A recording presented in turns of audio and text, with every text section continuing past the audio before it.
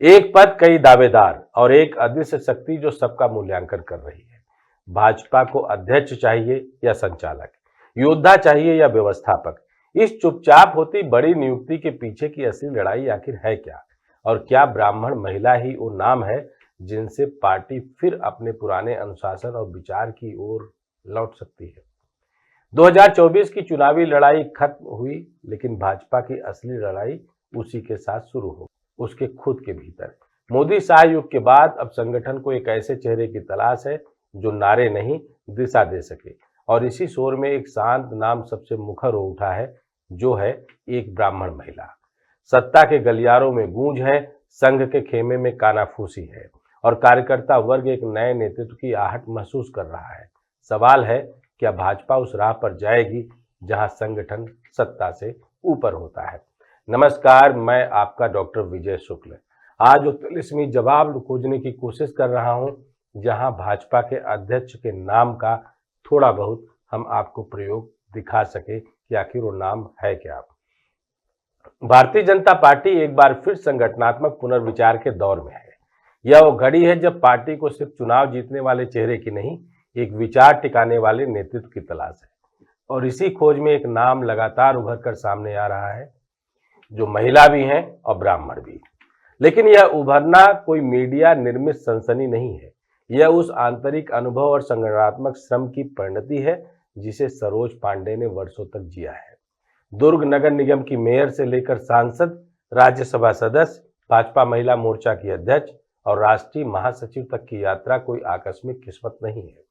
यह संगठन की जड़ों से जुड़कर धीरे धीरे विश्वास कमाने का सधा हुआ परिणाम है।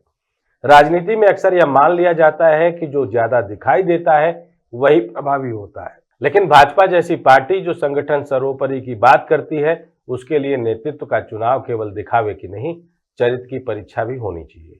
और यहीं पर सरोज पांडे की भूमिका प्रासंगिक हो जाती है।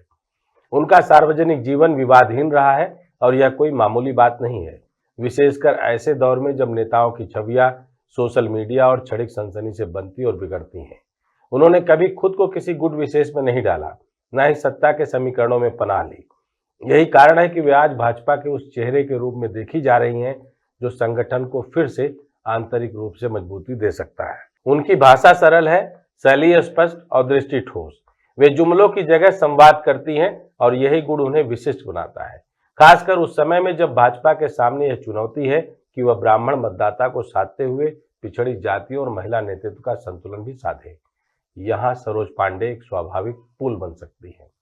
लेकिन इस तस्वीर का दूसरा पहलू है जिसे नजरअंदाज नहीं किया जा सकता। उनके आलोचक कहते हैं कि वे लो विजिबिलिटी नेता हैं, न जमीनी जन आंदोलन की नेता, न ही मीडिया मैनेजमेंट की खिलाड़ी। वे न योगी आदित्यनाथ जैसी जन हिस्सेदारी रखती हैं, न अमित शाह जैसी चुनावी इंजीनियरिंग। लेकिन क्या भाजपा को वाकई एक और प्रचार प्रधान नेता चाहिए, या वह उस ओर लौटना चाहती है जहां नेतृत्व का मापदंड वैचारिक अस्थायित्व हो? राजनाथ सिंह, भूपेंद्र यादव और सुधा यादव जैसे नामों की चर्चा होना स्वाभाविक है। इनमें से कोई अनुभवी है, कोई सामाजिक समीकरणों का प्रतीक। लेकिन जब बात भाजपा के भविष्य की दिशा तय करने की हो, तो सिर्फ जाति या कस से काम नहीं चलता। वहां संगठनात्मक संस्कार और वैचारिक प्रतिबद्धता की परीक्षा होती है। यही वो क्षेत्र है जहां सरोज पांडे न केवल खड़ी हैं, बल्कि सधे कदमों से आगे भी बढ़ती दिखती हैं। वे ना तो संघ की कठपुतली हैं, न ही सत्ता की कृपा पर जीवित कोई विकल्प। वे उस श्रेणी की नेता है जो नेतृत्व को चिल्लाकर नहीं मांगती, बल्कि अपने काम से अर्जित करती है। आज भाजपा को यह साबित करना है कि वह केवल नारे नहीं, परंपरा निभाती है। जब वह बेटी बचाओ और नारी शक्ति की बात करती है, तो वह जिम्मेदारी बनती है कि वह खुद अपने संगठन में महिला नेतृत्व को जगह दे, और वो भी प्रतीकात्मक नहीं, निर्णायक स्तर पर। यदि पार्टी वास्तव में यह साबित करना चाहती है कि वह सत्ता से ज्यादा संगठन को मानती है, तो उसे सरोज पांडे जैसे नेतृत्व की ओर देखना होगा, जो बगैर शोर के विचार को आगे ले जाने की सामर्थ्य रखते हैं।